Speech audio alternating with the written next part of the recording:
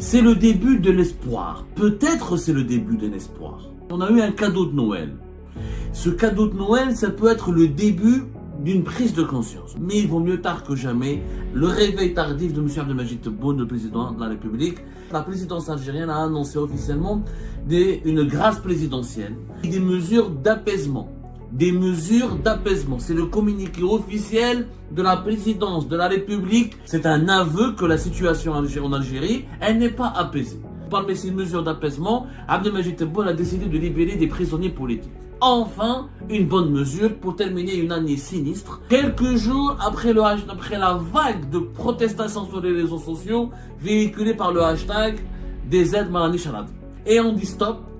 Tebboune a compris que la situation pourrait devenir dangereuse. La relation, elle est directe. Il y a un lien direct entre les protestations virtuelles, pour le moment, et là on pense à Boualem Sansal. Honnêtement, le premier à qui on pense, c'est Boualem Sansal. Est-ce que Boualem Sansal ne sera pas libéré prochainement? Boualem Sansal devrait pouvoir profiter de cette grâce présidentielle parce qu'il figure légitimement parmi les 8 personnes en détention provisoire qui sont en instance de jugement.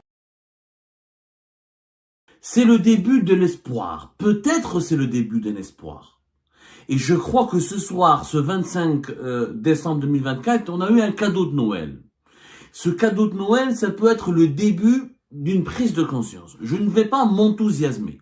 Je reste rationnel, je reste raisonnable, je reste mesuré et prudent. Mais je dois reconnaître que je vois, que j'intercepte quelques signes de réveil. Même si ce réveil est un peu tardif, mais il vaut mieux tard que jamais. Le réveil tardif de M. Abdelmadjid Tebboune, le président de la République, le chef de l'État commence à se réveiller et reconnaît officiellement que l'Algérie a besoin d'une situation d'apaisement. D'ailleurs, ce soir, de 25 décembre 2024, la présidence algérienne a annoncé officiellement une grâce présidentielle et des mesures d'apaisement. Des mesures d'apaisement. C'est le communiqué officiel de la présidence de la République qui parle de mesures d'apaisement. Ça fait très longtemps que la présidence algérienne, je crois que depuis 2022, on n'a pas utilisé ce terme de mesures d'apaisement. C'est-à-dire que c'est un aveu que la situation en Algérie, elle n'est pas apaisée. Cela signifie que le palais présidentiel d'El Mouradia reconnaît enfin qu'il y a des frustrations, il y a des tensions, il y a des insatisfactions, il y a un mécontentement, il y a un climat social, un climat politique qui est tendu, qui n'est pas serein en Algérie et qu'il faut apaiser la situation. Et c'est parmi ces mesures d'apaisement, Abdelmadjid Tebboune a décidé de libérer des prisonniers politiques. Enfin, une bonne mesure pour terminer une année sinistre, 2024, qui a été marquée par une reconduction d'Abdelmadjid Tebboune dans des circonstances scandaleuses et désastreuses pour son deuxième mandat présidentiel, une année qui est une année noire, on l'a dit. On a vu Algérie Pas, on avait même une émission, un débat là-dessus. Une année noire pour les droits de l'homme et les libertés publiques et individuelles, une année au cours de laquelle plusieurs des prisonniers politiques ont été recensés, plusieurs mesures arbitraires ont été décidées, des emprisonnements, des procès expéditifs, la persécution qui s'était poursuivie, le harcèlement des opposants et des journalistes indépendants, des activistes politiques et des personnalités politiques du monde des milieux de l'opposition algérienne. On termine peut-être cette fin d'année avec une note d'espoir. Je dis bien peut-être pourquoi l'espoir est permis. C'est d'abord l'aveu que la présidence algérienne reconnaît enfin que l'Algérie a besoin d'apaisement. Ça veut dire qu'on reconnaît que la situation n'est pas aussi réjouissante, n'est pas aussi contrôlable, n'est pas aussi positive, n'est pas aussi satisfaisante, n'est pas aussi agréable et confortable qu'on le laisse croire, comme le laissent croire en tout cas les dirigeants algériens habituellement dans les discours médiatiques et les discours politiques officiels.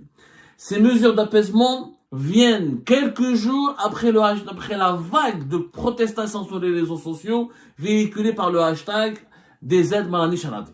Je ne suis pas satisfait, je ne suis pas content, je suis en colère. Le 20 décembre, il y a eu cette diffusion massive de ce hashtag Marani Charadi, une quarantaine d'arrestations, dont des placements en garde à vue. Et là, c'était le 23-22 décembre. Et là, le 25 décembre, la présidence algérienne qui lève le frein. C'est quand on a levé le frein et on dit stop. Tebboune a compris que la situation pourrait devenir dangereuse. La relation, elle est directe. Il y a un lien direct entre les protestations virtuelles, pour le moment, en tout cas, elles étaient virtuelles, avec le hashtag Manichaladi. Rappelez-vous, on en a parlé déjà avec Algérie, je ne suis pas content. Et le réveil progressif, même s'il est tardif, mais il est progressif, et j'espère qu'il sera continu, de Abdelmajid Tebboune, qui a décidé donc de répondre à cette vague de protestation en décidant des mesures d'apaisement, même si hier, le 24 décembre 2024, on prête à Abdelmajid Tebboune des propos, il aurait fait référence à un hashtag, le régime Tebboune a voulu nous faire croire qu'il ne sera pas ébranlé par un hashtag, et que le régime algérien a répondu à cet hashtag Manichaladi par une autre opération de lobbying qui a été lancée sous le hashtag je suis avec mon père Ananim Abladi. Je crois que la mesure, comme Abdelmajid Tebboune a pris mesure de la dangerosité de la situation, du danger potentiel qui pèse contre l'Algérie en 2025, il y a une relation aussi directe avec les événements en Syrie. Début décembre, la chute de Bachar al-Assad, la chute du régime syrien, le fait qu'il a été abandonné comme une vieille chaussette pourrie par l'allié russe, par son protecteur russe, et que l'Iran n'a rien pu faire contre Bachar al-Assad, l'arrivée au pouvoir de Donald Trump, la reconstruction, la reconstitution, l'élaboration d'un nouvel ordre mondial au niveau de la région, au niveau du Grand Moyen-Orient et de l'Afrique du Nord et du Maghreb, a incité ainsi le pouvoir algérien à revoir sa copie.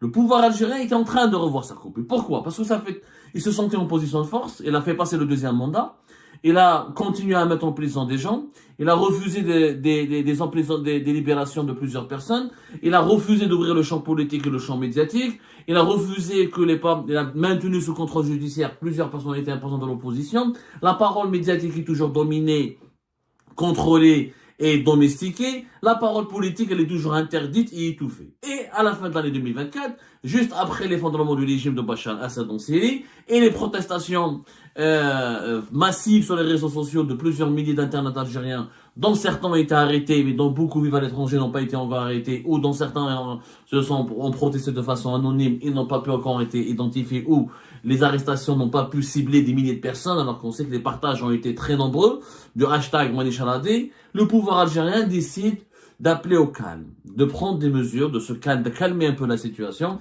et de libérer des détenus politiques. Qu'est-ce qui est dit dans cette grâce présidentielle, dans ce communiqué officiel de la présidence algérienne? D'abord, qu'il y aura une grâce qui va toucher 2471 détenus. Donc, ça c'est un chiffre important. Bon, les grâces présidentielles, ça permet de libérer des places dans le sein des prisons et ça permet au pouvoir politique d'acquérir une certaine popularité et une certaine légitimité aux yeux de la population, puisque la population carcérale qui bénéficiera de ces grâces a des familles, a des proches, etc. Et ça touche essentiellement des peines légères, souvent des peines de crimes, des délits pas très graves. Il s'agit par exemple d'une grâce totale pour les personnes non détenues qui ont été condamnées définitivement à la peine qui est inférieure à 24 mois, et des personnes qui ont été une réduction partielle de 18 mois aux détenus qui ont été condamnés définitivement et dont la peine qu'ils doivent encore purger doit être supérieure à 18 mois et inférieure à 30 ans. Ce qui est quand même pas mal. Ça veut dire qu'il y a des personnes qui ont été condamnées à moins de 30 ans. Il leur reste 18 mois en prison et ils vont pouvoir être libérés. Donc ce sera des vieux prisonniers, des prisonniers très âgés. Cette grâce présidentielle profitera aussi aux prisonniers qui ont été condamnés à plus de 18 mois de prison et qui leur reste, ça on en parlé de 30 ans, une réduction partielle et totale de la peine est portée à 24 mois pour les détenus condamnés définitivement et qui sont âgés de plus de 65 ans, pour les mineurs, pour les femmes enceintes, pour les mères d'enfants dont l'âge ne dépasse pas 3 ans. Donc les mères, les célibataires, les mères célibataires, les mères d'enfants, les femmes enceintes, les personnes âgées bénéficieront d'une réduction de peine assez conséquente de plusieurs mois, entre 18 à 24 mois. C'est quand même pas mal, jusqu'à même une réduction de peine de 2 ans. Mais le communiqué de la présidence algérienne précise qu'il y aura 14 détenus politiques. Bon, le terme, comme le régime algérien ne reconnaît pas l'existence de détenus politiques, il parle de détenus d'ordre public. C'est comme ça qu'ils sont appelés. Les 14 détenus qui ont été condamnés pour des délits liés à l'ordre public, ce sont Les délits liés à l'ordre public, c'est les délits politiques. C'est les délits de diffamation, les délits d'opinion politique, participation à une activité politique, attroupement, rassemblement. C'est tous les délits qui ont été utilisés pour inculper et emprisonner les activistes du Hirak, les membres de l'opposition algérienne, les journalistes indépendants algériens qui ont transgressé les lignes, qui ont dérangé le régime algérien. 14 détenus politiques seront donc libérés. On ne connaît pas leur identité.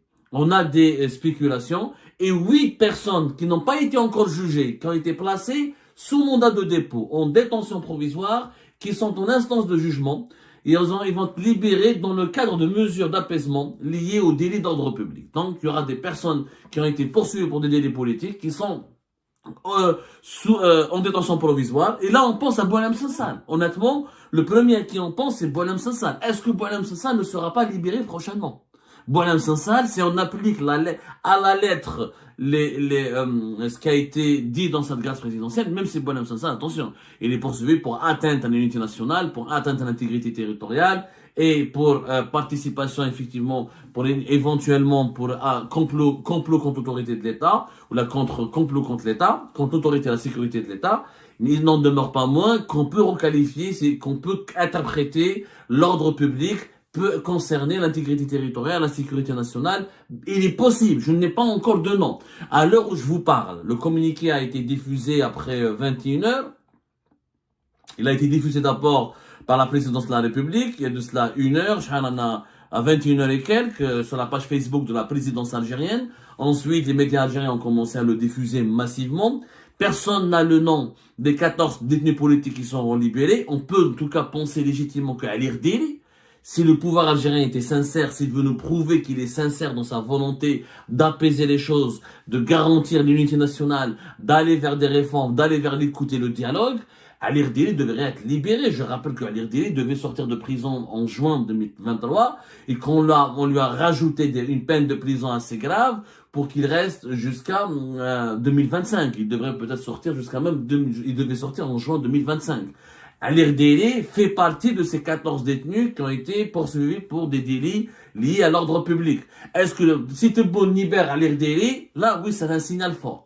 Là, c'est un signal fort que le régime se remet en cause, le régime prend du recul, revoit sa copie, il commence à tirer les leçons de la crise syrienne et il commence à se préparer éventuellement à faire face ou à gérer une vague de protestation populaire qui pourrait éclater en 2025 et dont le hashtag Manisharadi n'est qu'un signe prémonitoire, ou n'est qu'un symptôme.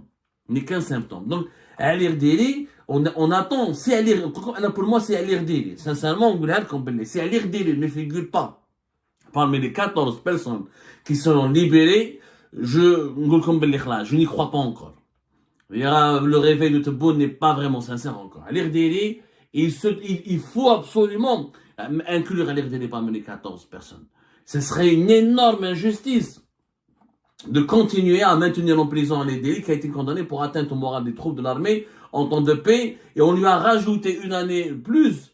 Il devait sortir encore une fois en juin 2023, et le procès de la cour d'appel le 17 mai a rajouté 2 ans, 6 ans, il a été condamné plus tard à 6 ans de réclusion criminelle pour le même chef d'inculpation. Donc il ne pouvait pas être libéré jusqu'en 2025, et éventuellement juin, normalement en tout cas, juin 2025. Je rappelle qu'Ali Rdili a dépassé, et depuis, il est âgé de 70 ans quand même. Donc j'espère qu'on aura, qu'Ali Rdili, si Ali Rdili est libéré encore, ce sera, je le dis encore une fois, si Ali Rdili est libéré, là, est remis en liberté, on aura un signal très encourageant et l'espoir est permis.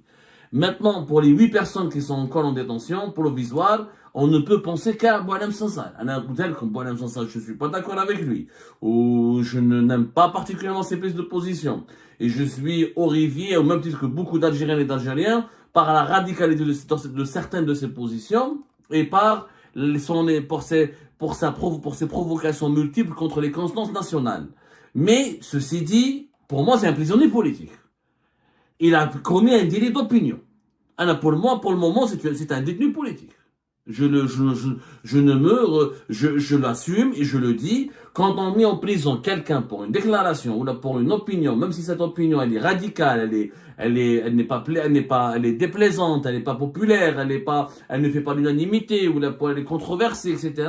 Ça reste une opinion. Et pour moi, Boualem Sansal devrait pouvoir profiter de cette grâce présidentielle parce qu'il figure légitimement parmi les 8 personnes en détention provisoire qui sont en instance de jugement. Maintenant, ça ne veut pas dire que Boualem Sansal ou l'RDL vont être libérés. Après, c'est au ministère de la Justice de sélectionner, de faire une liste. Cette liste doit être approuvée par Abdelmajid Tebboune. Abdelmajid Tebboune doit être au courant des personnes c'est lui qui doit sélectionner, valider.